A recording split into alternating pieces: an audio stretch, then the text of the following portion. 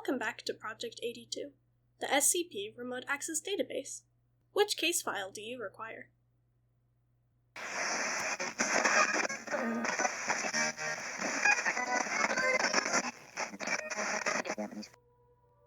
Item number SCP-358. Object Class Euclid. Due to the mental side effects of SCP-358, SCP-358 is to be kept locked at all times except during testing, and all windows are to remain boarded with regular guard patrols to ensure that no unauthorized entry occurs. The entirety of the building should be sealed airtight, and any leaks reported immediately, along with any signs of forced entry. Anyone found inside the building with reasons other than testing should be evacuated immediately and held for questioning and observation. SCP-358 is an abandoned trauma center located on the outskirts of England. The grounds surrounding the building are overgrown with vegetation native to the area and characteristic of extreme neglect. The building's exterior is weathered but otherwise intact, with windows and entrances boarded up to prevent trespassing and vandalism. Air inside is arid, measured on average at 45 degrees Celsius, with hot or dry gusts of air that blow through the hallways from no discernible source. Exploration and monitoring has revealed anomalous activity characteristic of typical Type 3 pseudo-spiritual manifestation, haunting, ranging from glowing spheres to full-bodied apparitions, all of which appear exhausted and on occasion ask for water. Recognizable apparitions appear to be individuals who have been exposed to SCP-358 beyond the average 47-minute psychological recoverability point in the past. The majority of these subjects reside in Foundation psychological observational facilities, and security footage shows them present in their respective units during the appearance of their apparitions within SCP-358. In the majority of cases, individuals within SCP-358 experience a sense of disorientation upon entering the building, which slowly diminishes over time spent within SCP-358. Additionally, they report a growing sense of thirst, which begins to coincide with physical symptoms suggestive of extreme dehydration and heat exhaustion. These symptoms are not alleviated by hydration, even using a direct intravenous drip. As exposure time continues, the exposed individual will show a slowly increasing degree of mental degradation typical of heat stroke, which leads to an exponentially increasing degree of dissociative disorder. On average, affected individuals remaining within SCP-358 are not considered psychologically recoverable beyond 47 minutes of exposure. The remaining % of subjects exposed to SCP-358 are unaffected, but are to be kept under observation to monitor for possible later development of effects. On rare occasions, affected subjects within SCP-358 expire suddenly of apparent poisoning. Autopsy in these cases always reveals the venom of one or more common North American desert-dwelling predators in the bloodstream, usually that of Crotalus atrox, the western diamondback rattlesnake. SCP-358 was discovered by the SCP Foundation on 1983 when two males, ages 20 and 22, were apprehended for trespassing after being found wandering its premises, unaware of their surroundings by local law enforcement. Medical examination revealed only physical side effects, similar to exposure to a desert setting. The psychological evaluations of each person revealed a loss in mental capacity regarding self-identification and location. A follow-up of a CT scan revealed nothing out of the ordinary. The police and medical reports were collected by SCP Foundation personnel, which led to the current testing of SCP-358. Addendum 358-01 Testing Supervisor's Log 19 Testing time duration 30 minutes. Test subject is female, years of age, foot, inches, with an athletic build. Upon entry, test subject observes that the climate is hot and dry. After exiting the building, the test subject appears dazed and was observed to be suffering from slight dehydration.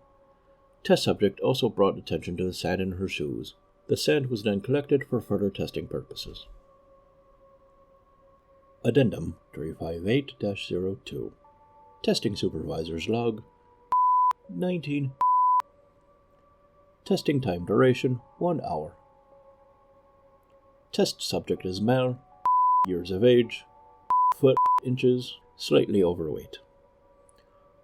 Test subject entered the building as in the previous test, remarking on the arid climate inside. Further exploration revealed a layout not unlike that of any other hospital from the region and period. Upon exiting SCP-358, test subject began questioning who and where they were.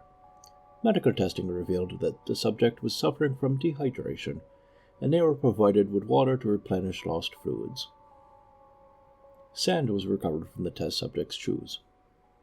Test subject recovered fully in all areas except their mental state and remains in Psychological Observation Facility A.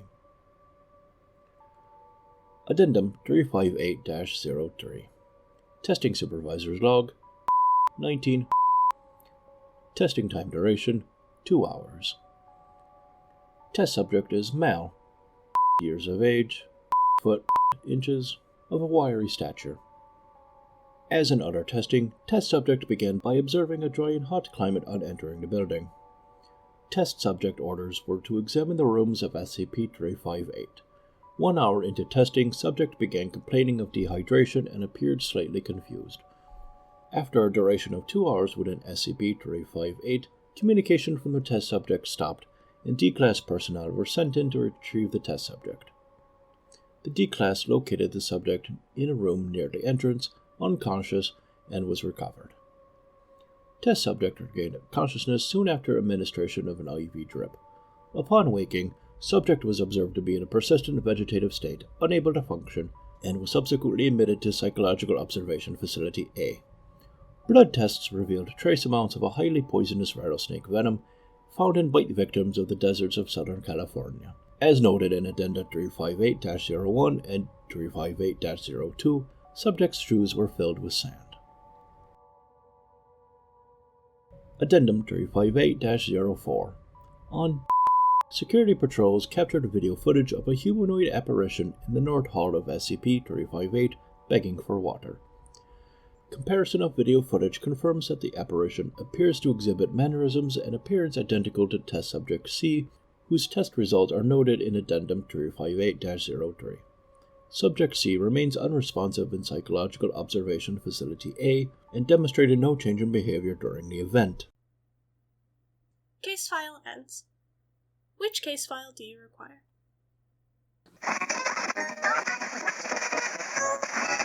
Item number SCP-375. Object Class Euclid. The shopping mall where SCP-375 is located has been purchased by the Foundation and repurposed as Site-375, a site for the monitoring of SCP-375 and storage of safe-class SCP objects. The main sign on the front face of SCP-375 is to remain concealed at all times. Test subjects are to be shown photographs during experimentation. Testing of SCP-375 is only to take place on D-Class personnel who are exempt from monthly termination in order to study the cumulative effects of SCP-375 exposure. SCP-375 is a former Wells Fargo bank located in Casper, Wyoming. The signage on the building and front door have been anomalously modified to read Temporal Credit Union, while retaining the original Wells Fargo typeface. A series of 11 humanoid entities, designated SCP-375-A, remain present within the building at all times, equipped in matching uniforms and claiming to be employees of SCP-375. SCP-375's anomalous properties manifest when any subject views its main sign and/or interacts with the SCP-375-A instances inside the building. During Phase 1 of SCP-375 infection, subjects will feel compelled to exchange items of personal sentimental value via deposit and withdrawal. Between 12 and 24 hours after a deposit has been made, the deposited item will be replaced with an extra universal object, designated SCP-375-B, that is superficially similar to the original, but apparently from one of many alternate realities. Examples of items that have been retrieved from Phase 1 tests are provided in the table below. Subject: D34924. Deposited an autographed trading card of Major League Baseball player Albert Pujols. The SCP-375-B instance was an autographed trading card of Albert Pujols for the North American Baseball League. Pujols is listed as having played for the Seattle Pilots from 2001 to 2010 and the St. Louis Browns from 2011 to 2022. Subject: D30246. Deposited pennies produced by SCP-1015. Subject was an SCP-1015-2 instance. The SCP-375-B instance was 1974 United States nickels. SCP-1015's effects seem to cease while subject is inside the bank. Upon leaving, subject's anomalous properties are altered so that nickels identical to those acquired within SCP-375 are produced in place of the previous pennies. Subject: D99411. Deposited a 2009 school yearbook from Sandalwood High School in Jacksonville, Florida, United States. The SCP-375-B instance was a 2009 school yearbook from Revolution High School in Harkinsville, Florida, People's Republic of America.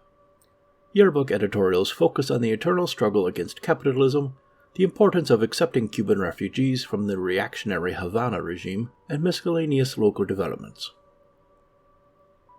Subject: D12539 deposited an autographed copy of the autobiography Under a Cruel Star by Hida Margolius Coverley.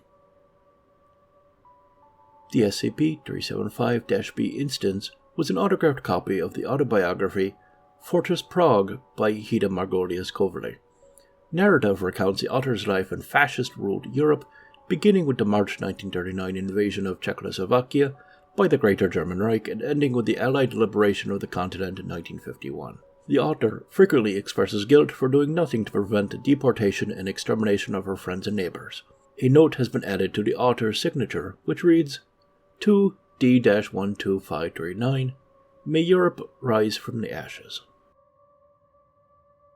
Approximately 80% of affected subjects will not progress past Phase 1 and will continue to use SCP-375 to exchange their possessions indefinitely.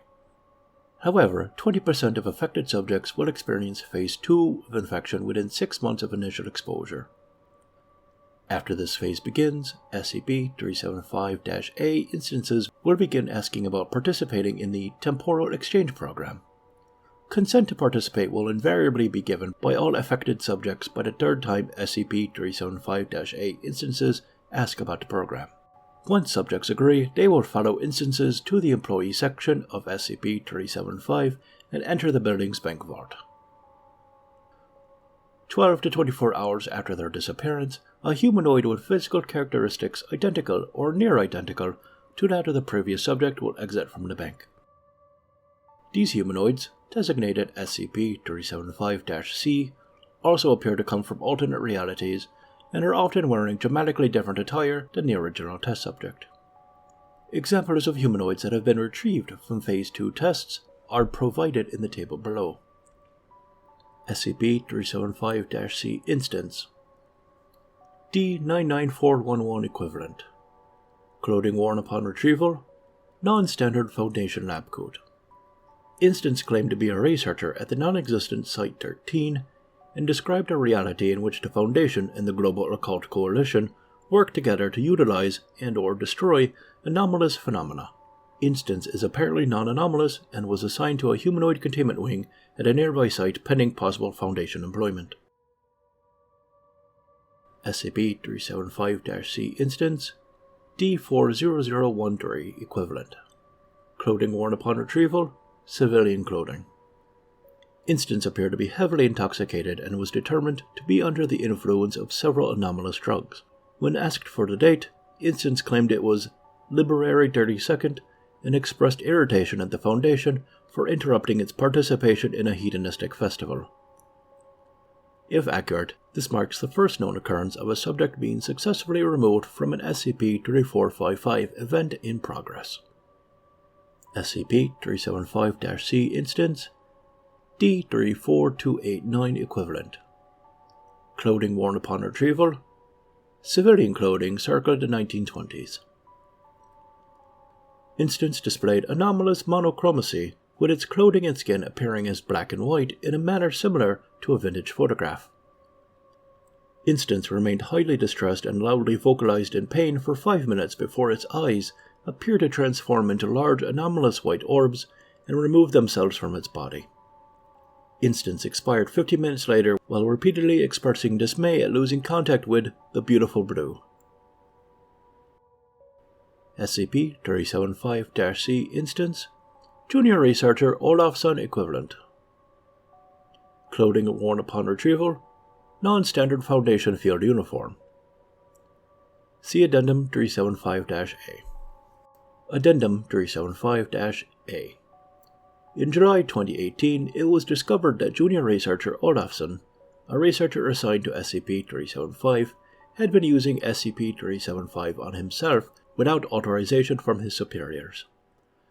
After this activity was uncovered and disciplinary action had been taken, close analysis of SCP-375-B instances produced by Olafsson's tests that he had likely exchanged SCP object documentation with the SCP-375-A instances. Upon interrogation, Olafsson admitted that this was true and said each copy submitted was a printed documentation of an SCP object which had properties or containment procedures that personally interested him, thus fulfilling SCP-375's item criteria. Several SCP-375-B instances produced by Junior Researcher Olafsson are summarized below. Original SCP documentation: SCP-173, a hostile Euclid-class anomalous sculpture that is incapable of moving when observed. Retrieved documentation: Phenom-173, a publicly displayed anomalous art sculpture that changes its appearance when left unobserved for 1 second every 24 hours. Original SCP documentation: SCP-4839, a Euclid-class info hazard that causes Foundation employees to believe select non-anomalous items must be contained. Retrieved documentation: SCP-4839, an Apollyon-class info hazard that caused the Foundation to destroy human civilization in an attempt to contain every object in existence. Original SCP documentation: SCP-375 baseline documentation. Retrieved documentation: SCP-375, an anomalous bank which compels subjects to deposit items into it and eventually themselves and their family members. Subjects' body parts are then withdrawn in various states of dismemberment referred to as compound interest. The altered SCP-375 documentation was recovered after an SCP-375-C instance similar to in appearance to Junior Researcher Olafsson emerged from SCP-375 unprompted. This marked the first known spontaneous manifestation of an SCP-375-C instance without an equivalent temporal exchange.